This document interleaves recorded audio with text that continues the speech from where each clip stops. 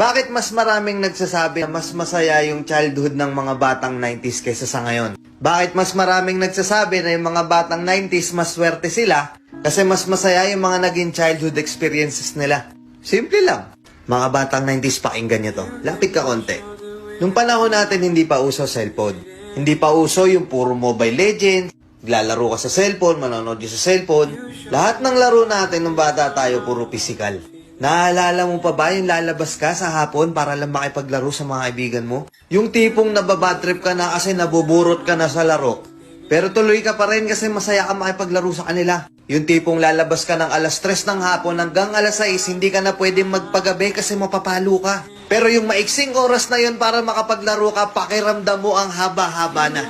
Naalala mo pa ba? Pag galing mo sa eskwela, madaling-madali ka kasi may papanoorin ka pa. Oo, kasi yung mga palabas sa TV noon, puro pambata pa.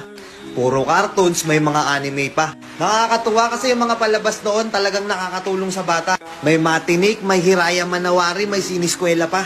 Hindi ngayon. Putik na yan yung mga pinapanood ng mga bata, puro pag-ibig na. Puro drama. Diba? Mapapang umaga ka man o panghapon ka man sa klase, makakapanood ka. Naalala mo pa ba? Yung nagtutulog-tulugan ka sa hapon sa mama mo para lang makaiwas ka sa palo niya. O teka, naririnig mo ba yon? Oo, paulan na. Gigi!